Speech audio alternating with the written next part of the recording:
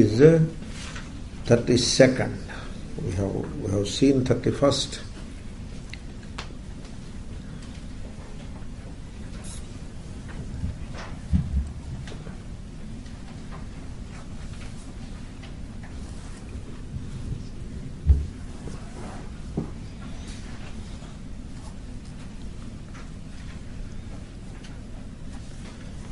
ओम श्री गुरुभ्यो नमः हरि ओम गणानां त्वा गणपतिगुं कविं कवीनामुपमश्रवस्तमं ज्येष्ठराजं ब्रह्मणां ब्रह्मणस्पत आनश्वन्नोतिभिः सेदसादनं श्रीमहागणाधिपतये नमः।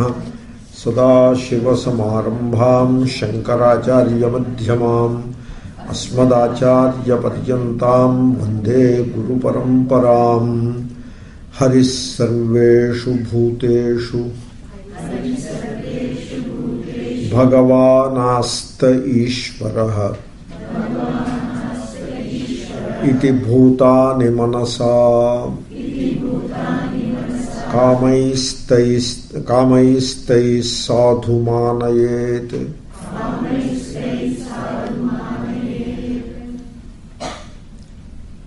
You have to understand clearly this way. Iti manasa, iti bhutani manasa. One has to have this vision present in the mind ever, always. What is the vision? Harihi, Ishvaraha. So Ishvara is Hari. Generally, the word Hari means Lord Vishnu, who is the Lord of Vaikuntha, etc. That is how we take it. That is how the word is connected to a name and form, Namarupa. But then the names given to Ishvara, many names are given. All these names are given to the nameless reality. Ishvara happens to be a nameless reality, but many names are given. A form is given to Ishvara for the purpose of meditation or for the purpose of worship. We give a form to the Ishvara, who is essentially formless. So the nameless and formless reality is worshipped in a form with multiple names. And that is how you have to understand. The name is not intrinsic to the reality. Like even for you, for example, so they give a name. And so they give a name for the purpose of communication and easy reference. So generally it is always not necessary to give a name. Sometimes a number is also okay. That is what they do in high school. They give a number. 37 they say. So that is your number. And our security, social security number they give, which is as valid. Or if you go to this internet etc. to purchase a flight ticket, either you put your name or you put your number. Either way it is okay. It will recognize. So you can put your number. If you have a number registered with the airlines people, you can put that number and it will pick up all the data. Or you can put your name. So it doesn't matter. So one should not identify with the name. That is what I am trying to say. So you should not identify yourself with a name. People make this mistake all the time. They identify with a name. And then they first identify with the personal name. And then they identify with the family name. Like this identification, it happens all the time. That is samsara. You see, if you care to know, wherever you have an identification, you have bound yourself. The world doesn't bind you. You allow yourself to be bound. Like for example, the world has no hooks, it only has rings. Hooks are all your hooks. So you throw hook. World doesn't throw hook at you, it only has rings. So like this, a name, and then family name. So family name means what? You are now identified with a particular concept or an idea. Family name is an idea, nothing more than an idea, and you identify with it. So once you identify yourself with a name, then you get this by very nature, you tend to identify God with a name. The tendency will be like that. And therefore, people easily forget that the names of God are the names given to a nameless reality, number one. Number two, every name is a significant name. This is a misfortune that happened in Hindu Dharma, namely, the names are different, but the vastu, the reality, is the same. This point is forgotten. For example, you have Vishnu, and Vishnu is the name that goes with a form that corresponds to the reality. And then Shiva. Shiva is another name, may correspond to another form if you wish, but everything refers to the same reality. So, the name and form, they are given to the nameless and formless reality. And therefore, the form is significant, namely, the rishis have visualized a form that is meant for contemplation. The reality is formless. And similarly, the name is very significant. Like Harihi.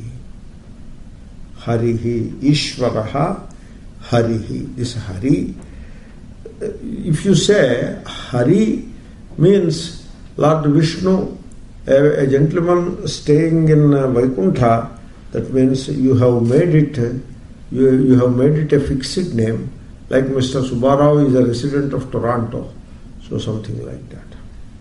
It should not be construed that way.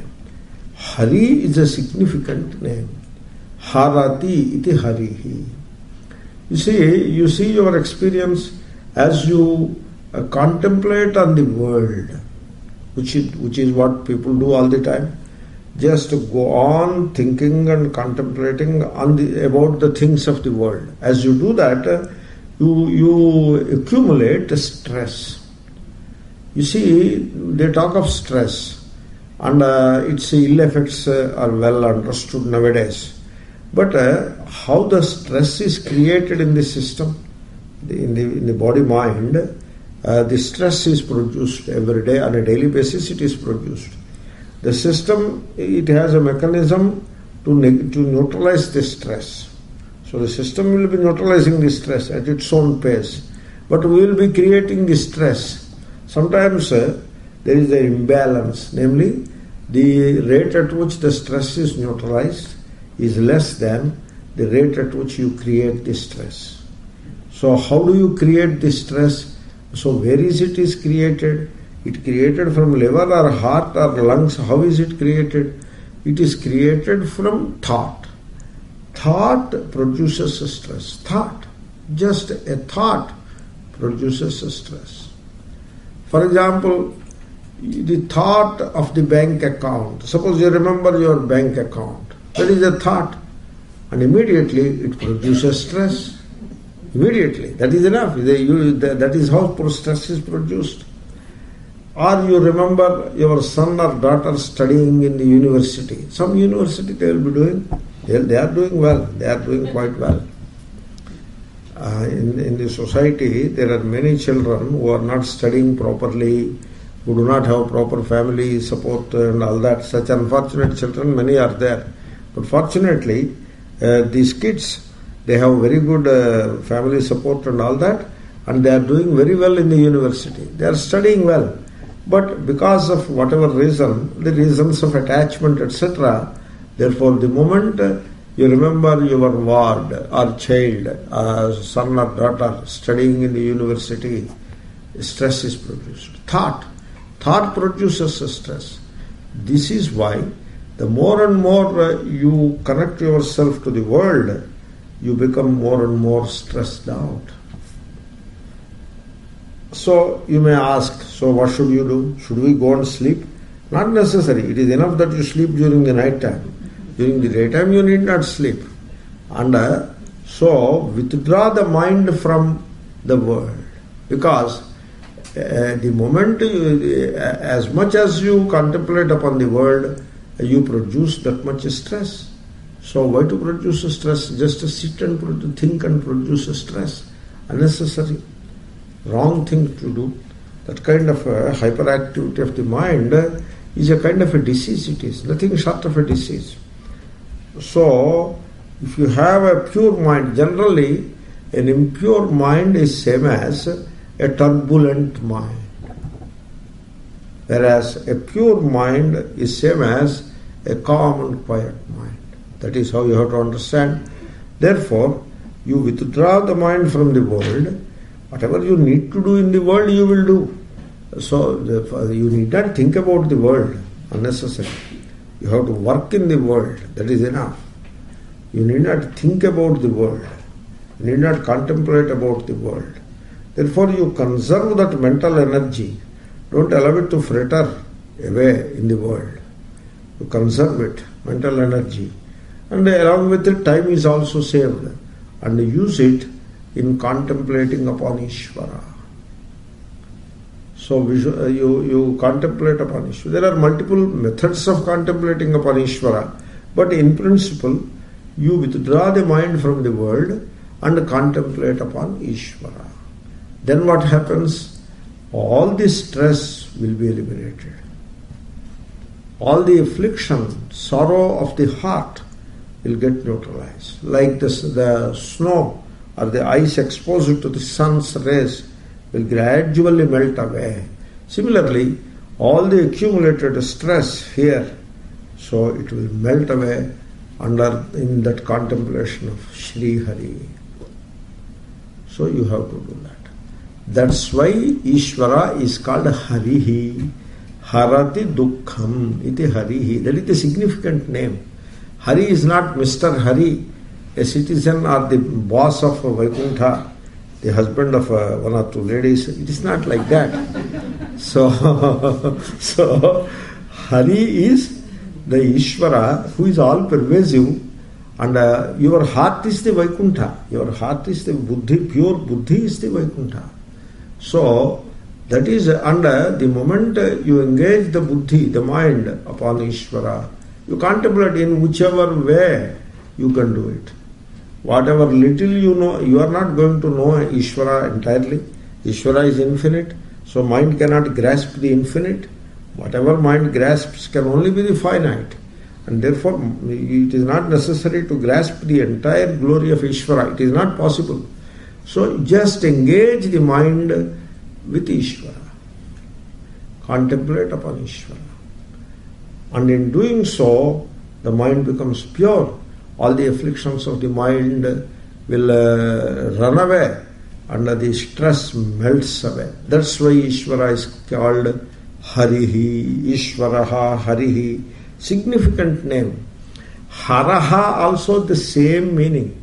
Haraha is not a different meaning. So people think that Hari is different and Hara is different. Hari and Hara are one and the same. So that Ishvara, who is the Hari, means the one who eliminates the afflictions of the human heart. So where is he? Where is he? Aste, abides. Tishtati means it is not like the crow is sitting on the top of the house. That not that kind of aste. The crow is sitting on the branch of a tree. How long will it sit? It will sit for a minute or two and then it will go away. It is not like that. Aste means stays put, abides, like the pillar. It remains there forever. The pillar is not going to walk away. So Ishvara, he abides in the heart. Bhagavan aste, Bhagavan Ishvaraha Harihi aste. So, where sarveshu bhuteshu, in all life forms. You see, I tell you, there was a Mahatma in California by name Swami Prabhavananda. He used to teach a meditation to students. This was written by Christopher Isherwood in one of his books. So the meditation is, you just sit in, we can do it also sometime. You just sit in meditation and look into your heart.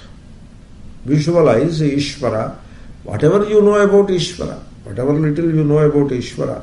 So the Ishvara, the supreme power, that higher power which is guiding our lives, which is the origin of this entire universe. In whichever way you want to visualize Ishvara, any one of those ways is good enough. So that Ishvara abides in my heart.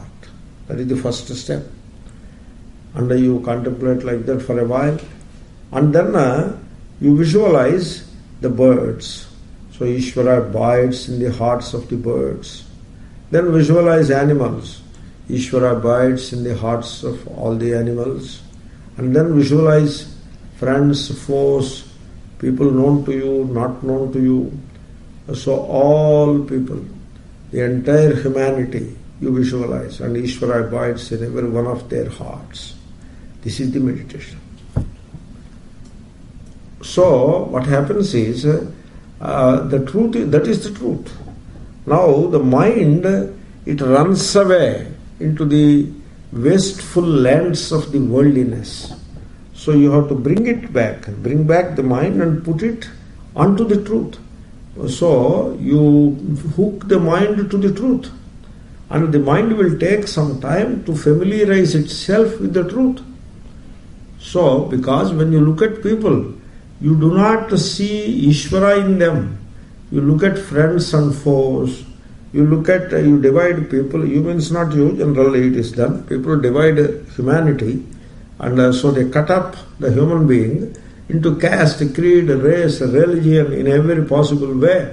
They cut up the human being, and invariably look at people from the standpoint of some divisive idea like caste, creed, etc. That is how they look up. So in India we see the situation very unfortunate. Suppose the Prime Minister, he reshuffles his cabinet.